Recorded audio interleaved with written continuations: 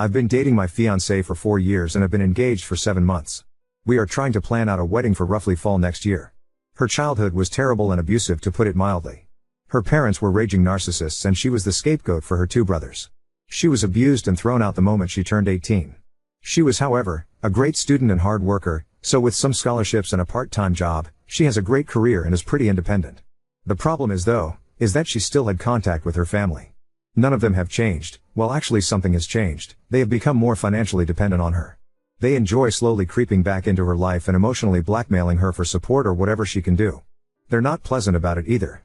They're rude, smug, and generally enjoy being a nuisance. And my fiancé can't say no. No matter the horrible things they say or how they outright try and intimidate her openly. I've always known her family history and have always supported her through the issues with them, but in the last year or so they've become far more brazen and asinine. They come over to our house more often. They make messes all around the place. Her mother acts like she's the fucking stepmother from Cinderella. Her dad drinks all my fucking beer and empties out half the fridge. Her brothers stop by occasionally to act as mouthpieces for their parents.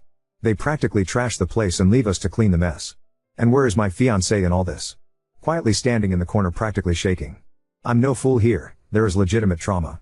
There's her need to feel loved by them and her hoping they will appreciate her. Before one of you noble commenters states the obvious, she's been in therapy for this for years. I've tried to establish boundaries. For nearly 2 years I've been trying to push these ass clowns away.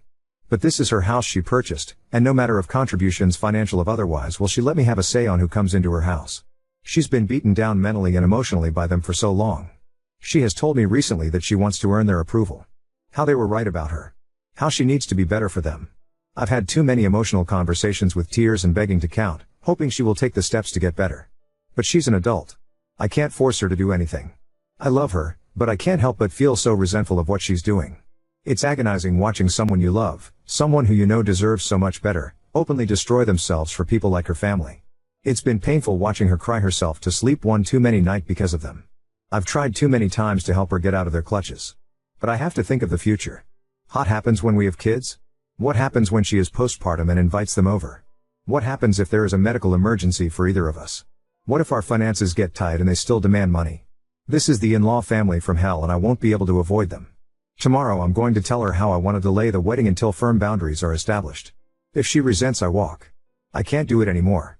I refuse to watch a slow death like this any further. Update 1. The night after I made the first post I had decided that I was going to have a heart-to-heart with my fiancée about her family. However, she came back from work the next day early and I already was off that day, so I initiated the talk a little sooner than I planned. Essentially, I told her how this arrangement was not sustainable. I did not feel comfortable marrying her due to how much involvement in her life her family has, and I certainly did not feel comfortable bringing a child into this world with THM. I didn't want to tell her cold turkey no contact with them, but strict limitations to start with on them coming over, and what they can do around the house. I also requested couples therapy before marriage. She wasn't happy. She was just staring angrily at me while I spoke, then started yelling at me when I finished. She told me I don't understand their dynamic at it worked for her. I told her that they're abusive users who will bleed her dry and I have never seen them show any decency to her. She told me she just had to work harder for them to appreciate her. I basically yelled at her that a parent's child shouldn't have to beg and plead and work for them to be loved. I finally told her that she sets limits with them or I walk. She was livid, and since I was living in her house I was kicked out. So the past few days I have been staying in a hotel and have had my stuff taken out and put into storage. And frankly, it's been great. I am going to stay with family for a few weeks around mid-July, and after that I am going to go house searching for myself. I have spent the last couple days relaxing, catching up on movies and video games I haven't had time for, and could go back from work to a quiet room without her family tearing the place apart. Yesterday, however, things came to a head. We have basically been no contact since she booted me out, but I know every Saturday her family loves to spend the afternoon over and she uses me as a shield from their abuse. However, in a very petty move, I simply kept my phone muted all day and played Disco Elysium. I knew she would call back for help with her family, and at this point pure resentment was kicking in for her and I wanted nothing to do with her issues. By the end of the night she had sent me over a dozen texts and finally 2 frantic voicemails begging me to come home. I decided to come over to check up on her. Long story short, she was sobbing in the living room, and when I came to talk to her she was practically crushing my back, hugging me and sobbing. I gave her time to cool off and asked what happened. Long story short, her parents and brother came by to gift money from her and say horrible shit to her. She wanted to have me come over to help, but I was ignoring her, and when she tried to have one of her friends help out and everyone basically said fuck that, it all started clicking in for her. She kicked her family out, but not before they said some utterly vile shit to her I won't repeat. She kept apologizing to me and told me over and over to come home. I told her plainly that I had started to build up heavy resentment towards her for some time, and while I loved her and understand it was trauma and not her being outright abusive, there was major issues that would need to be addressed if we were to move forward. 1. She sells the house and moves. We make roughly the same amount of money and we will buy a house together. I am a grown-ass man and I will not live in a house I have no equal agency over. 2. Her family will never step a foot in it. They will never come over. They will be treated by me in a very threatening manner if they try and come in. 3. She gets a new therapist and we start premarital counseling. 4. She never makes me interact with her family. 5. We will go LC with her family right now, but make no mistake, we are working towards full NC on her end. I told her I love her. We have been together for a while now and have beautiful memories together, and I know she is suffering from abuse, but these are non-negotiable, and if she has a problem with any of them then we have to go out separate ways. She told me she's realized for a while now that her family is toxic and unhealthy. She wants to make changes.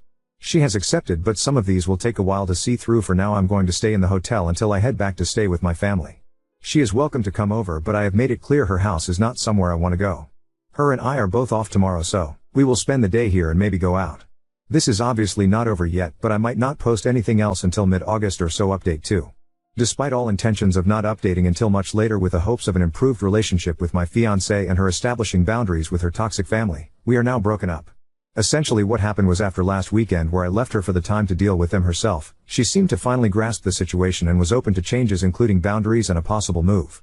We spent Monday and Tuesday hanging out in my hotel that I was staying in until I went back to my family for a couple weeks. The other night she was being very vague with texting when she originally was supposed to come over. She came much later than expected and I knew something was up. She basically unloaded on me how I was abusive, controlling, overly demanding, and unsupportive.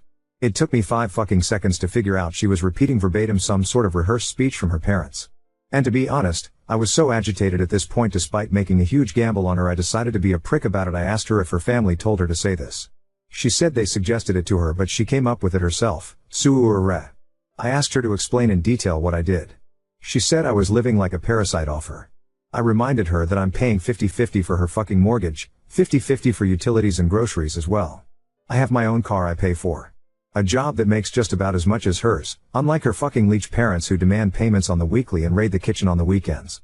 I told her to try again with something better. She looked flustered and said I was trying to isolate her. I kinda smirked like a jackass and told her that I have always supported her many friendships that she has destroyed on her own because no one wants to deal with her family or be used as a shield like me. I was practically demanding to know at this point why she is so hellbent on destroying her life for these people. She just kinda shouted that I don't understand her family and she's just trying to earn their love back, and was boshly ranting at that point. It's just so staggering to see up close.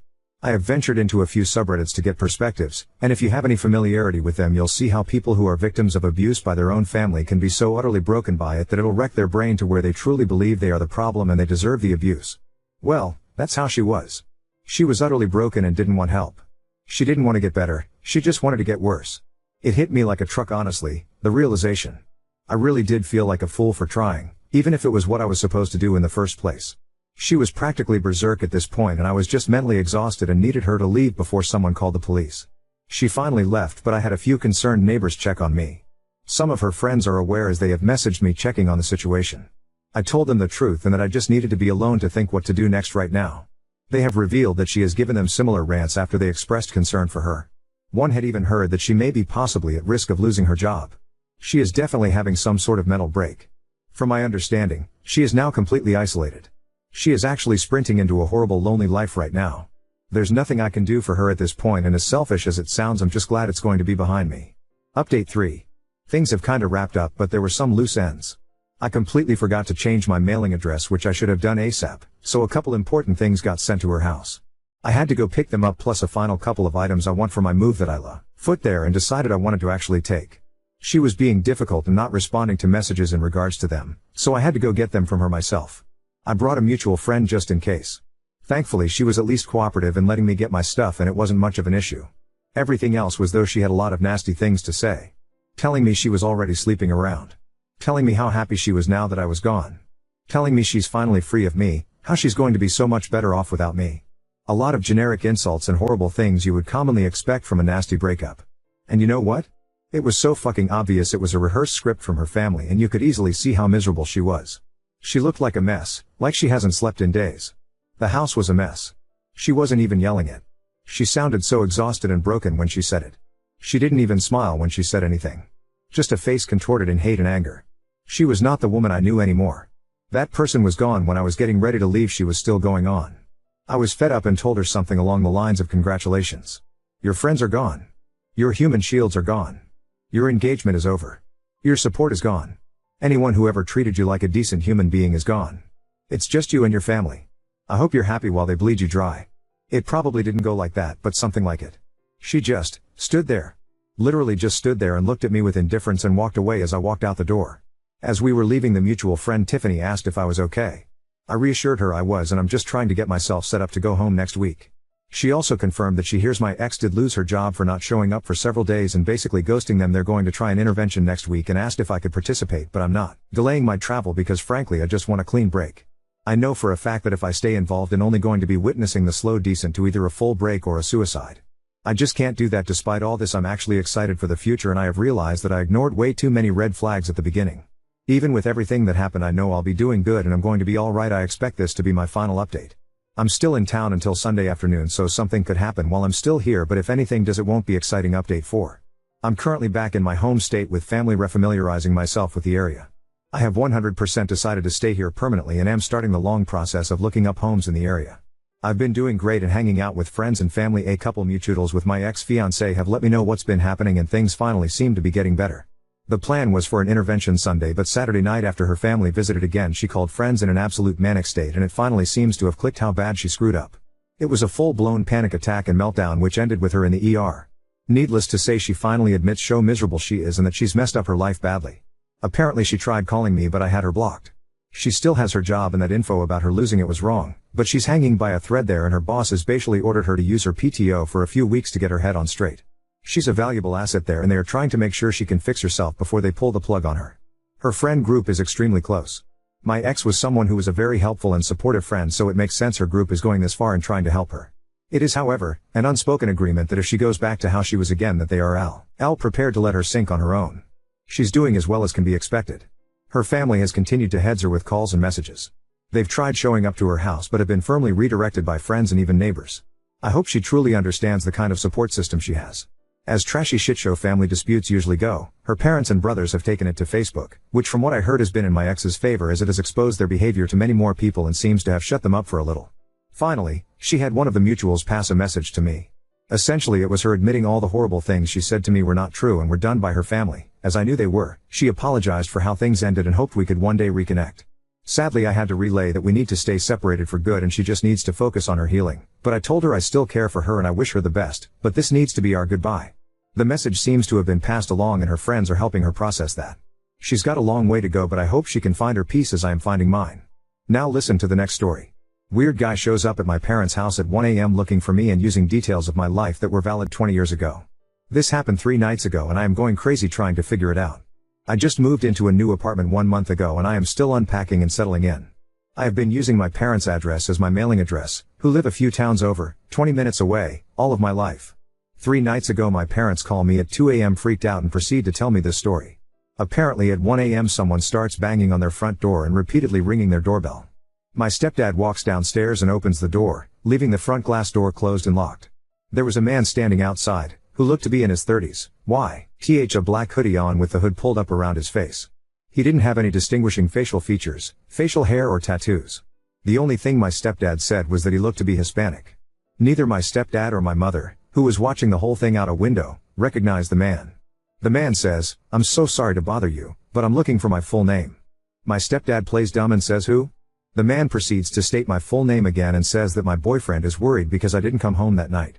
He claims to be a friend of my boyfriend and tells my stepdad that they are both out looking for me, worried because I didn't show up at home. I don't have a boyfriend. I live by myself with my 3 dogs and haven't been in a relationship in the past 5 to 6 months. Here's the weird part. My stepdad asked the guy what boyfriend he was talking about and the man tells him the name of the boyfriend I had when I was in 10th grade, nearly 20 years ago. My boyfriend in 10th grade has a very unique Italian name. I've never met anyone with a full name even close to his. He says my high school boyfriend's name a few more times to ensure my stepdad heard him and repeats that they are very worried about me. Is my stepdad sure I'm not inside? At this point my stepdad is weirded out and closes and locks the door in his face. The man does not leave. He lingers in front of my parents' house for the next 10 minutes, smoking cigarettes and talking on the phone. Finally, my parents calls the cops. About 5 minutes before the cops arrive, the man walks down to the dead end on their block and drives away in a silver car. Stepdad was unable to get the license plate. My parents file a police report and nothing else happens. After I hear this story, I'm going nuts over the weird details. How would someone know who I dated nearly 20 years ago, and what would the motive be of making up a story that included that weird detail about my past? I've not had contact with the 10th grade boyfriend in over a decade. Yesterday, I decide to message him on a Facebook to see if he has any insight. I tell him the whole story. He's just as confused as I am and claims to have no part in it. I am at a loss. I'm also really freaked out that some strange man is going through that much trouble at 1 a.m. to look for me. Any insights or ideas would be greatly appreciated. No, nothing else weird has happened since then. Update 1. My stepsister, my stepdad's daughter, and her fiancé were at a house party right after the holidays, around early January of this year. While they were there, they started talking to a girl that neither of them knew. After some time talking together, the girl started talking about her ex-boyfriend and how they were going through a really tough time together. They had just recently broke up and she felt really bad because he was a wreck over it. Somehow, it came up that this girl's ex-boyfriend was my 10th grade boyfriend, the one with the really unique Italian name. The whole situation wasn't that big of a coincidence, since I went to high school with my stepsister's fiancé and we have a lot of mutual friends. So it makes sense that they were at a party that would include some people I went to high school with. As soon as my stepsister and her fiancé hear this, they both start freaking out, and without revealing too many details, they tell the girl about the whole mystery and how weird it was. As they are telling the story, the girl's face starts to go white and she looks like she's about to cry. My stepsister and fiancé try to console her and ask her what's wrong. The wine/beer had been flowing at this point, so I'm sure everyone was a little tipsy. The girl starts to tell them that a few nights ago, she was sleeping, and someone started banging on her door at, get this, fucking 1 a.m. Just like what happened to me at my parents'. The girl jumps out of bed and says she was absolutely terrified by how loud and aggressive someone was banging on her door. She said she literally thought it was going to break in. The girl has a Ring camera, so looks on her phone. There on the camera is a guy, in a black hoodie, banging on her door. She obviously pretends like she isn't home and keeps all of the lights off. He continues banging. As she is getting ready to dial 911, the guy stops and leaves. She said she was absolutely terrified. For whatever reason, she didn't end up calling the cops, but may have went to stay with a friend that night or the night after. My stepsister and fiancé are shocked by the details and how similar it is to my story, especially because of the mutual ex-boyfriend we share, except this girl literally just broke things off with him. They asked the girl if she has any idea who the guy is and she said no, but that it definitely is not the actual ex-boyfriend. She said this guy was much taller and heavier than our shared mutual ex. How fucking weird. This mystery is still unsolved and these new details honestly just make my head spin even more. No one else has showed up to my parents' door since the actual incident a year ago. Hi all. So a few answers to some questions. 1. 10th grade boyfriend was into drugs when I dated him back in high school. No idea if he continued to use throughout his life or not, but can confirm he is definitely an addict who may or may not be in recovery currently. 2. 10th grade boyfriend has been to my parents' house multiple times. My parents still live in the same house I grew up in, and 10th grade boyfriend has been over many times while we dated in high school. I don't know where he currently lives, but he grew up about 10 minutes away from my parents' house. 3. 10th grade boyfriend and I had a horrific breakup. I met my high school sweetheart while I was dating him and broke up with him in a pretty messed up way. He held a grudge over it all throughout high school and was extremely nasty to me to the point of bullying. At one point, I had to get a security guard to escort me to classes because him and his friends were bullying me so badly. The bullying was only severe for the rest of 10th grade, but he definitely hated me all throughout high school. At one point, he did end up apologizing to me, and explained that he was just heartbroken over me breaking up with him, but at that point, I was way past the point of forgiving him. After graduating high school, we ran into each other maybe once or twice while I was home from college and he was totally cordial and nice with me and we laughed the high school experiences off. 4. I can definitely try reaching out to him on Facebook again and bringing back up this whole mystery with the added updates from his recent ex-girlfriend to see what his reaction is and gauge whether or not he's being truthful in it. I can also ask some mutual high school friends who know him about how he currently is, if he's into any shady shit or not. 5. My stepsis only gave me a first name and description of recent ex-girlfriend from the party. But I can go on 10th grade boyfriend's Facebook and look for her under his friends, then reach out to her on Facebook Messenger to inquire about ring footage and ask her more questions, also see if she ever reached out to cops. I agree this is probably the best thing to do if I want more answers, but I agree I need to be careful as I still don't know what is going on here. 6. 10th grade boyfriend does not have a brother, just one younger sister that I remember back from high school.